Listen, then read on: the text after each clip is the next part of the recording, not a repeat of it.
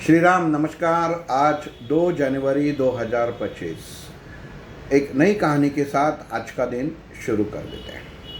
एक व्यापारी जो नाव का व्यापार करता था, बोट जिसे हम लोग कह सकते थे, और बहुत अच्छी तरीके से व्यापार चल रहा था, कोई दिक्कत नहीं थी। धीरे धीरे व्यापार बढ़ता जा रहा था और जिस देश में वो व्यापार कर रहा था सब आजू बाजू में समुंदर था, तो उसका व्यापार बहुत अच्छी तरीके से चल रहा था। बीवी और वो साथ में रहते थे। दोनों बच्चे दूसरे शहर में पढ़ने के लिए गए थे। अभी कुछ ही दिनों में दोनों बच्चे अपनी छुट्टियां मनाने के लिए आने वाले थे। जैसे कहते हैं कि हर इंसान के खुद का कुछ एक अपना वाहन अपने पास रहता है, वैसे व्यापारी का भी एक नाव उसकी खुद की उसके सामने, घर के सामने बांधी हुई रहती है पानी में।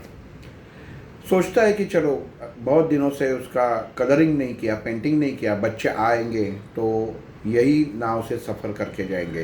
तो एक पेंटर को बुलाता है और कहता है ये पूरी बोट जो है, जो नाव जो है, वो अच्छी तरीके से पेंट कर देना कि जाके मेरे बच्चे बहुत खुश हो जाएंगे, बहुत दिनों के बाद छुट्टी के लिए आ रहे हैं। पेंटर बोलता है चलो ठीक है, कोई बात नहीं। वो व्यापारी बोलता है पैसे का कोई ये नहीं है, आप बिल्कुल अच्छी तरीके से काम करो। पेंटर बोलता है बिल्कुल ठीक है, केवल आप आपके बच्चों के नाम मुझे बताओ ताकि मैं वो नाव के एक बाजू में एक बच्चे का और दूसरे बाजू में दूसरे बच्चे का नाम लिख सकूं। पैसा लेके जो पेंटर है वो अपना काम शुरू कर देता है और कहता है कि मैं 1-2 दिन में ही आपकी नाव पानी में चलाने के काबिल हो जाएगी, कलर उतना सूख जाएगा। बस व्यापारी अपने काम में लगा हुआ रहता है। जो पेंटर है वो देखता है पूरी बोट अच्छी तरीके से पेंट कर देता है, बढ़िया सा काम कर देता है। दोनों बाजू में अपने जो व्यापारी के जो बच्चे हैं उसका नाम लिख देता है और उसको पूरा होने के बाद एक बार देखता है कि कैसा हो गया, और उसके ध्यान में आ जाता है कि बोट के बीचों बीच एक छेद है। वो देखता है कि अरे ये छेद तो, यहाँ पे तो छेद दिख रहा है, कोई बात नहीं, वो उसकी भी मरम्मत कर देता है, उसे भी वापस पेंट करता है और एकदम बढ़िया से नाव तैयार करके रेडी रख देता है।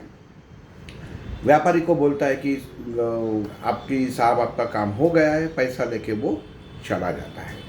कुछ दिनों के बाद व्यापारी का एक खत वो पेंटर के पास पहुंच जाता है, और वो खत जब पहुंचता है तो वो उसे खोल के देखता है तो खत के साथ एक चेक उसके साथ में रखा हुआ उसे दिखाई दिया देता है कि बहुत सारा पैसा वो चेक में लिखा हुआ रहता है। उसको समझ में नहीं आया कि व्यापारी ने तो पैसा उस वक्त दिया था, तो ये क्या चीज़ है।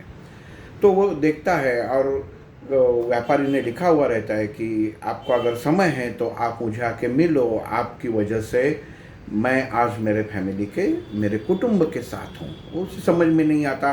वो जाके वो सेठ जी को मिल जाता है, व्यापारी को मिलता है कि ऐसा क्या किया, कि क्या हो गया कि आप मेरे ऊपर इतने खुश हैं। तो व्यापारी बोलता है कि मेरे दोनों बेटे छुट्टी के लिए आ गए, आपने जो बहुत से बढ़िया से पेंट की हुई जो बोट है वो समुंदर में लेके चले गए, और समुंदर में जब चले गए मैं भी काम में इतना बिजी रहता हूँ, मुझे कुछ ध्यान में नहीं रहता, रोज़ इतना काम रहता है, इतना बड़ा बिजनेस है, और मैं एक चीज़ भूल गया। जब मेरे बच्चे समुंदर में सैर करने गए तभी मुझे याद आई कि वो नाव में एक छेद था। तो मैं और बीवी को बताया, हम लोग दोनों बहुत ही संकट में पड़ गए कि अब क्या हो जाएगा।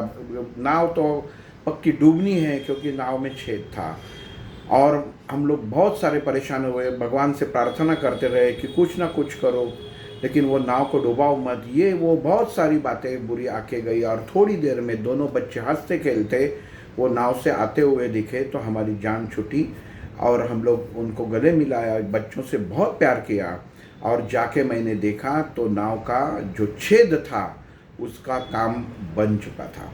तो मैंने देखा कि ये आपने ही उसका काम किया रहेगा, इसके लिए मैंने आपको बुलाया, और ये आपका बख्शिश है, क्योंकि 3 चीज़ें ज़िंदगी में आपने बहुत अच्छी की। तो पहली बात कि आपने ये काम किया जो आपका नहीं था, फिर भी आप जो डिसीजन लिया मन से, और मेरा जो नाव में छेद था उसका काम किया। दूसरी बात आपने ये की कि उसका कुछ अलग से मुबदला आपने मुझसे लिया नहीं। और तीसरी बात केवल आपकी ये अच्छे काम की वजह से आज मेरा परिवार साथ में है। अगर वो छेद हो जाता तो शायद मेरे बच्चे डूब के आज मेरे सामने नहीं होते। इसके लिए आप वो दिया बन के आए हो जिस भगवान की कृपा से और दिए के रूप से आपने मेरा घर रोशन कर दिया है। दोस्तों, कहानी यहाँ तक है, लेकिन कहानी का सारांश क्या है? हर इंसान ज़िंदगी में कोई ना कोई मुश्किल में रहता है। उसे पता नहीं चलता कि कोई अपने ऐसा ही आजू बाजू में जो हमें मदद कर सकता है। अगर आप मदद कर सकते हैं तो उसको आवाज़ उसने देने की आप समय बर्बाद मत करो, वेस्ट मत करो, आप उसको मदद करो। क्योंकि अगर आप दूसरों की मदद करोगे तब आपके अच्छे कर्म बढ़ेंगे और भगवान भी आपसे खुश रहेगा। ज़िंदगी में ये नियम बना के रखो कि किसी की आवाज़ देने के लिए आपके कान तैयार मत रखो। केवल आप किसी के लिए रेडी रखो कि मैं कहाँ पे जाके किसी को मदद कर सकता हूँ, क्योंकि भगवान ने आपको वो दिया बनने का मौका दिया है जो दूसरे के घर को रोशन कर सकता है। हर इंसान को ये नसीब में नहीं होता। कोई छोटी छोटी चीज़ रहती है, काम में किसी को कोई मुश्किल में फंस जाता है तो हम लोग बोलते हैं कि नहीं, ये तो मुझे मालूम है, मैं नहीं बताऊंगा। लेकिन नहीं, भगवान ने आपको वो सोच दी है, वो अकल दी है, जो बुद्धि दी है, जिसे आप दूसरों के लिए इस्तेमाल कर सकते हैं और दूसरे के जीवन में रोशनी ला सकते हैं। इसके लिए वो आप दिया बने जो दूसरों के जीवन में आनंद और खुशी ला सके। यही थी आज की कहानी। सबका दिन शुभ हो। कल एक नई कहानी के साथ मिलेंगे। जय श्री राम।